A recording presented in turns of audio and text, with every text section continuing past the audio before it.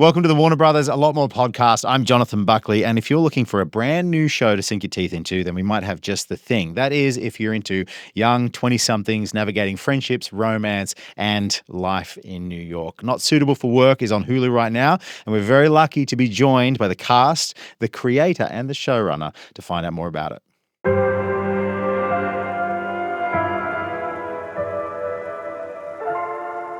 Mindy, Charlie, thank you so much for spending some time with us today. I'm excited to chat with you, and congratulations as we head towards, well, the taping of this. We're just before opening night, let's call it. Do you get the jitters before a series comes up like this? Does it feel that way, or are you so used to it now with all of your work? I get nervous. Yeah, absolutely. Yes, I do. Yes, I do get the jitters still. What does opening night look like for you? Do you watch it somewhere with family? Do you just let it slide by quietly, or do you have a big to-do? I tell everyone I know to watch it so it counts as a view for Hulu. Yeah. So I'll turn on my TV first thing in the morning. Then I tell all my friends to just turn it on and watch it. On repeat. Yeah. You hope to just have it on repeat all just day long. Have it constantly streaming. I don't know if that actually works. In my mind, I think it works. You guys have been working together for quite a long time, from what I can tell. Does it date back to, correct me if I'm wrong, The Office? The Office, yeah. Yes, yeah. Was there a meet cute? Did you look at each other across the room and say, oh, this will go on for some time? I can actually say we actually met when I was writing on Saturday Night Live and Mindy was a guest writer for the week. Was and that you before? wrote a Chad Michael Murray. I was producing Weekend Update, and you wrote a Chad Michael Murray Weekend Update piece for Will Forte. And that was technically the first time I'd actually heard of you, because just through the writer world, I'd heard about Mindy was such a rock star from the beginning. But then, oh my God, we didn't officially really start working together till The Office years later. I've just had a lovely time chatting to your cast. They are an amazing group of young actors. How did you find these people? It was really hard. It's a lot of work. Yeah. Casting is one of the most uniquely torturous experiences as a writer, because you have such a specific idea of how you think the role should be. We weren't picturing anyone in mind, but it's it's where you really see the disconnect between the material and how it's going to be received. And so it's and there's so many talented actors out there. It's just hard to find these perfect matches, and then you have to do it 5 times. And so we feel so lucky. I mean, we have Bernie, our casting director. We chose to shoot the show in New York because we wanted a pool of actors that was different than the pool of actors we see in LA, and just to have access to all the Broadway people and the people in the different graduate programs for acting. And it was such a good decision, because I feel like it opened us up to actors that we wouldn't have seen otherwise.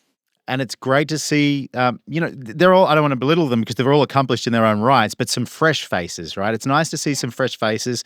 And I think you've done it masterfully, because you've added those people with some faces that, like Greg German, for instance, seeing him come up on the TV is just phenomenal. So good. Victor Garber, you've got Constance Wu. So you've got these incredible household names that are in there, mixed with this new pool of talent. So it's really refreshing to watch.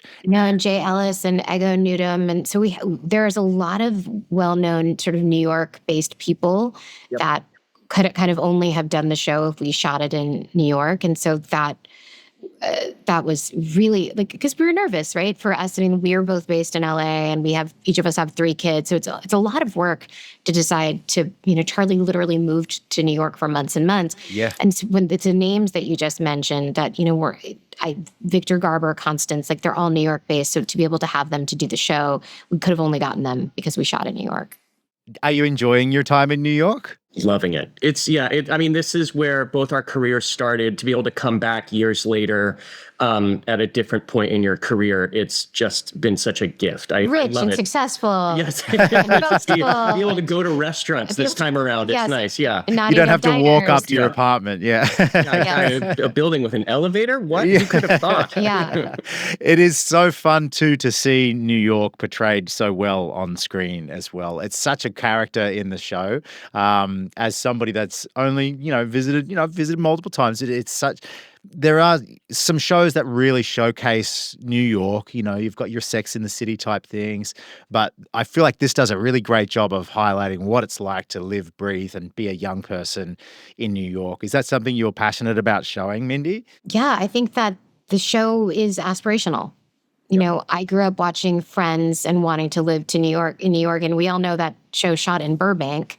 And I still fell in love with the idea. And so for us to be able to shoot at these incredible locations like Katz's Deli, or even just walking down the street in Murray Hill, it is really lucky.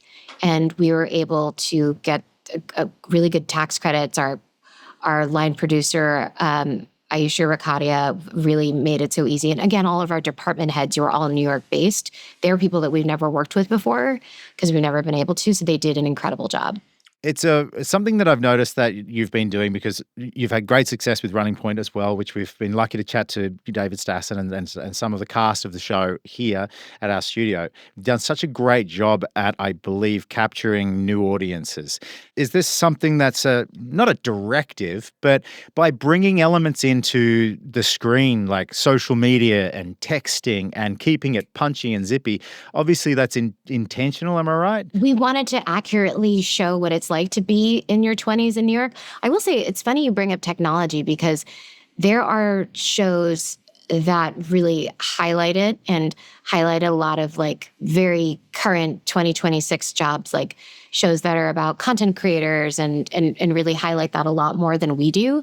I think it was a conscious decision to maybe step back a little bit from that. It's not like these characters, we want them to feel really modern and of the moment, but we didn't want them to be like 5 screenagers who are just like talking about memes and filming themselves doing TikToks and things. That we feel like the world is so rich with that already. So we wanted to do something a little different. What do you hope that people take away from the series when they're coming into it? Let's say you're sitting at home and you're scrolling through and you see not suitable for work. Like, what are you hoping that people will discover? I hope that you come to it either thinking it's a comedy and it fulfills on that level, but it's also a great romance, or the other way. You come in, it's like, this will be a fun sort of rom-com, but it's very, very funny as well. I hope it exceeds expectations and gives you even more than you thought it would, because that certainly was my opinion when I first read the script, and then to be there on set, it just kept evolving. And because the cast is so good and brings so many dimensions to the show, that it's more than just a comedy. It's more than just a romance. It's more than just a drama. I genuinely feel it has everything.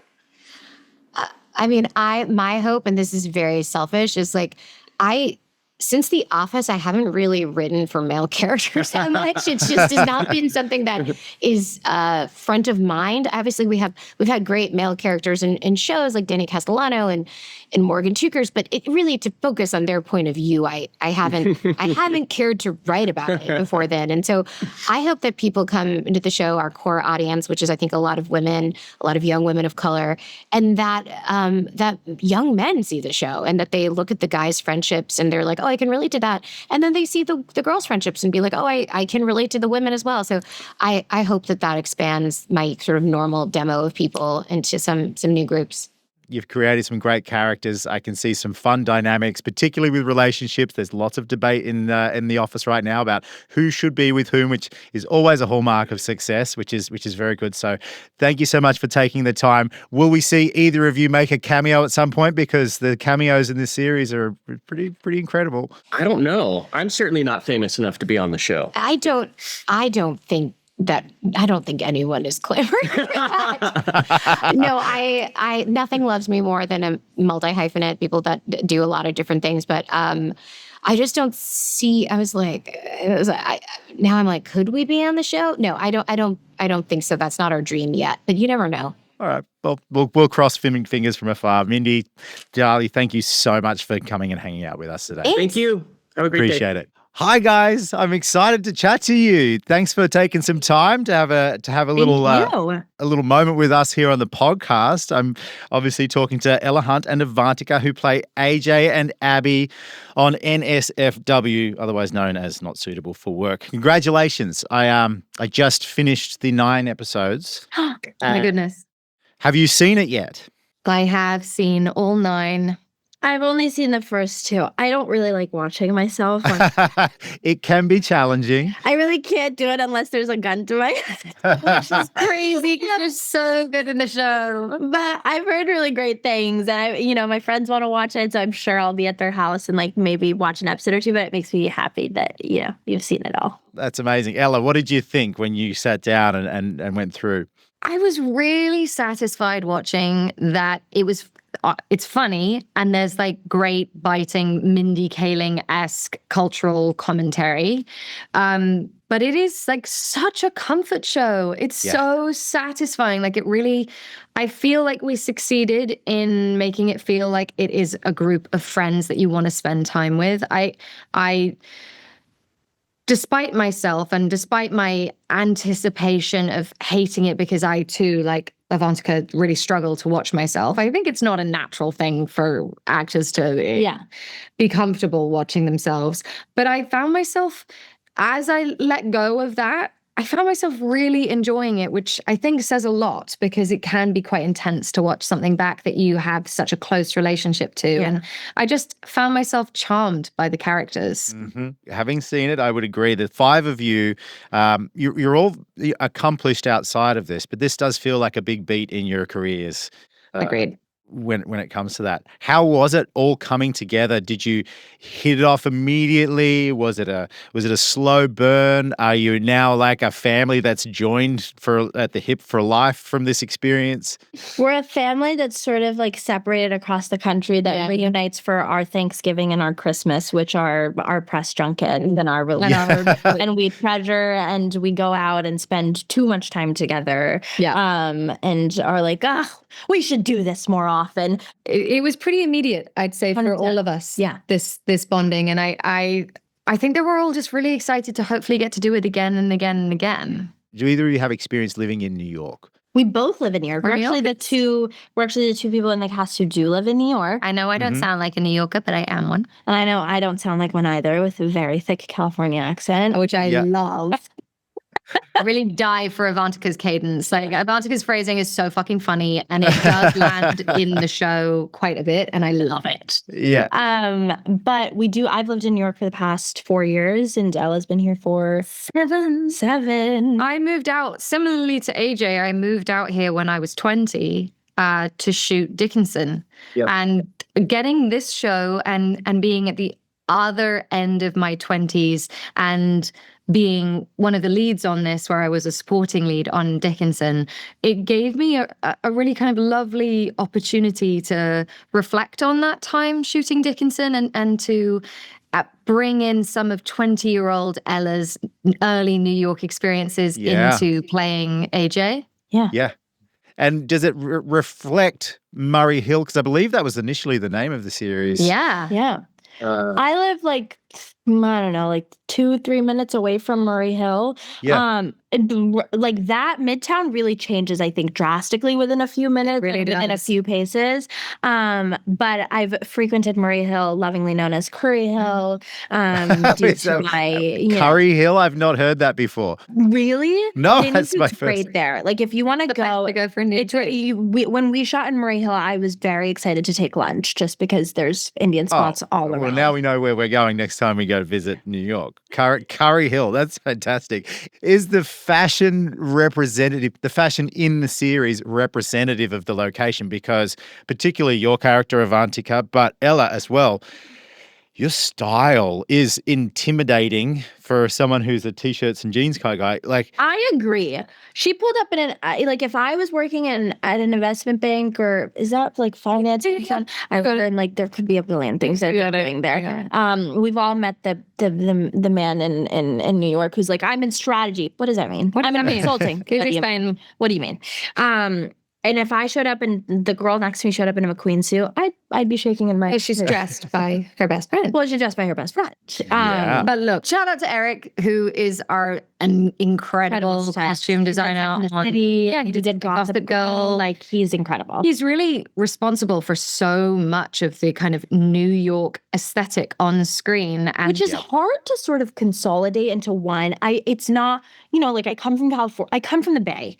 And the Bay Area style is very, aside from, if you take Oakland pockets, like aside from that, it is quite easy to sort of consolidate it into like a pattern. But New York especially is very hard. And so I think part of figuring out sort of what these characters' style would look like, and it is obviously stylized, was Eric just being like, let's just literally play it by character. Yeah. There's no New York trope we're trying to fit into. Let's figure out what's practical, what's fashion forward, what's sexy and fun and young. But there was almost like practically no box that we had to be like, well, is this true to the city? Because you see people of literally all different kinds of styles in New York. Yeah, it's so fun, and it's such a character, I think, of the show is the style and the fashion that both of you bring to the screen. So I imagine that coming to set in the morning and trying on the outfits is going to be a lot of fun.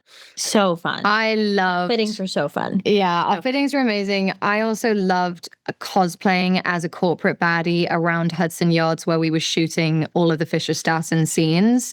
Yes. Like we went up hogging every person who actually works in Hudson Yards. Truly, so many looks. Like I got so much attention as AJ Pasquarelli going to get lunch. Yeah. And I did feel like a phony, like I was using their career as my plaything. It's okay. But it was really fun. It's okay. I had a great time.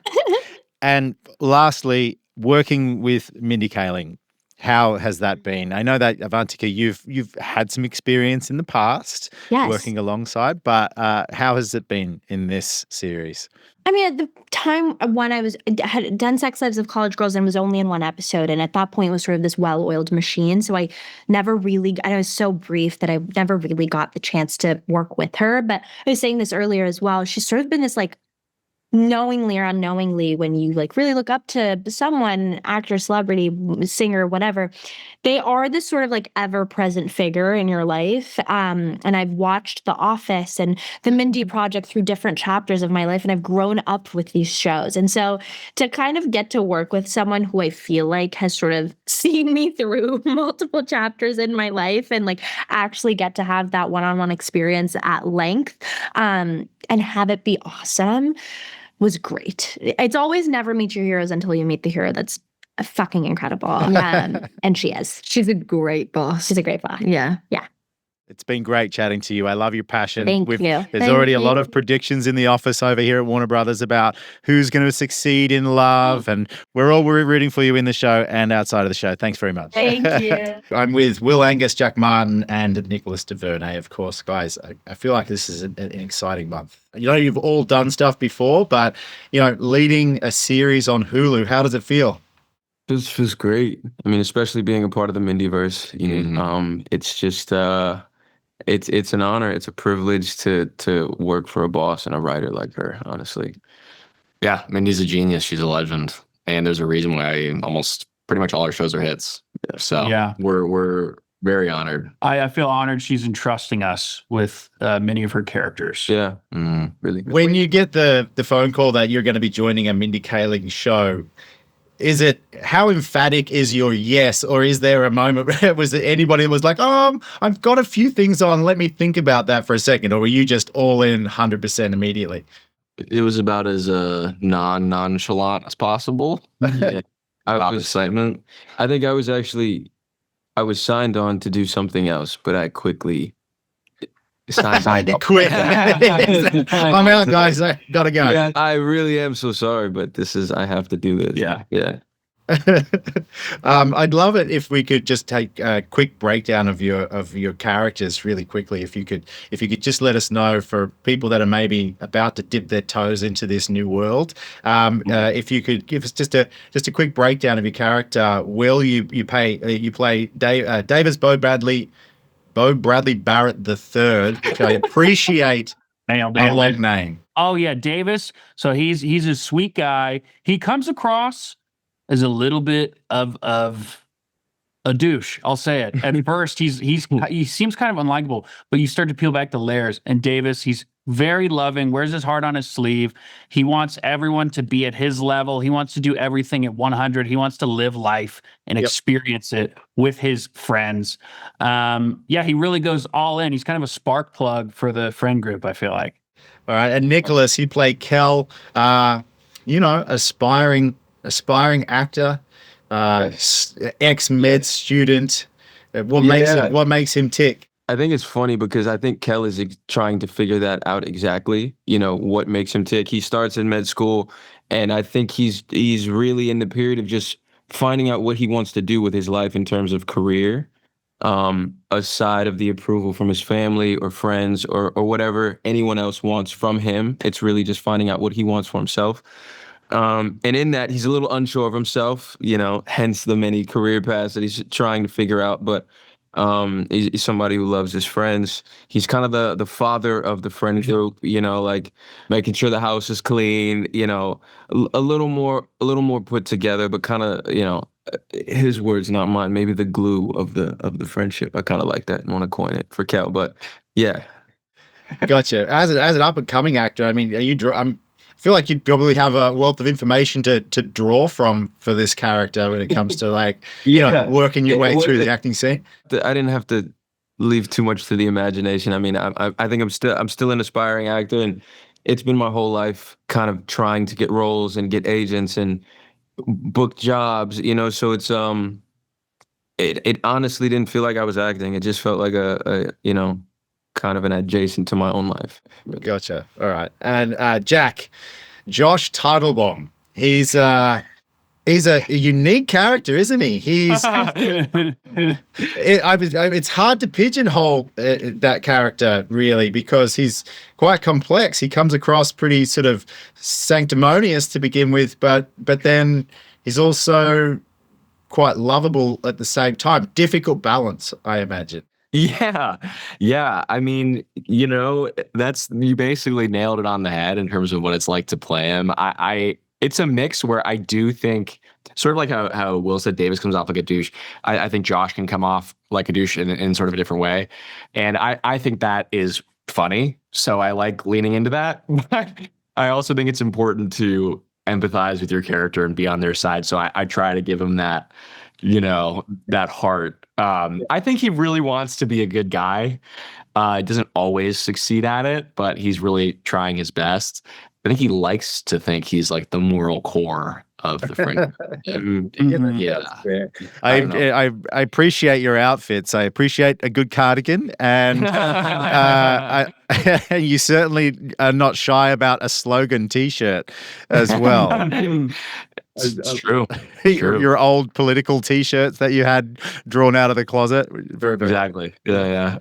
At what point did you guys get to meet each other when this whole process began? Because as roommates, you're there's a lot of chemistry there in this series, which it seems to, not that it grows because it's there from the get-go, but you definitely feel it between the three characters as we go through this series. Like, when did you get to actually meet each other, get down, sit, have a chat, and say, all right, here comes a journey that we're all about to embark on? I think the first time we really sat down with each other is when we just got a drink after one of the table reads, right? Yeah. I can't remember the name of the bar, but just we were just in the neighborhood in New York, and we just talked for a while. And Jack and I had known each other forever, for like 5 years, so we were already friends. But then, yeah, I feel like we hit it off right away, and we knew we all wanted to be friends. So I think just naturally, we just kind of melded together. Yeah, I think similar to Josh, Jack actually was the connective tissue to like introducing us to each other, and it's kind of life imitating art, really. That's so funny. I guess you're right. Yeah. And then Jack and I actually lived together while we were shooting season 1. So you're kidding. Naturally, shooting became an extension of just like we were doing at home, and like just the chemistry was very natural. Yeah. Wait, so you became roomies whilst playing roomies? Yeah. That's right. Do you get to bring anything to set? Is there an element of bringing things into the writers and saying, hey, we'd like to do a little bit of this, or any bits we would come up with? It was like when your dog brings in like a dead bird. Yeah. And the writers would be like, okay, we'll consider it. And we would think it was hilarious. It was garbage deep down. So yeah, it was usually something wildly out of character that we thought was really funny. Like, that's not the vision we have at all. And what's the vibe offset when the cameras stop rolling? Are you guys horsing around? I know that you've all, again, a lot of experience, particularly yourself, Will. I've seen some of your online stuff. You're genuinely hilarious group of guys. Is it funny offset as it is on? Oh, thank you. Yeah, it is. I think we have. There were many times we were shooting where like the whole production team, we're like joking around and laughing, and they would all shush us at once, and I'd be like, oh, I forgot all that was going on. Because yeah, we're just having so much fun hanging out. For people that are about to dive into this, what do you hope that they'll discover through Not Suitable for Work? I'm gonna say that that people feel seen in this work obsessed reality. That you're able to relate to our characters, but also become friends with our characters and kind of feel seen and have some sense of community, and that you're not alone. And yeah, I hope you enjoy it. Have fun, have a laugh, and yeah, tune in June 2nd. Sounds good. Will, Jack, Nicholas, thanks for your time, mate. Thank you. Thank you so much. Thanks so much for joining us. I can vouch for the series. I had a blast watching it. It's an absolute hoot. Make sure you go and check it out. It's streaming right now on Hulu.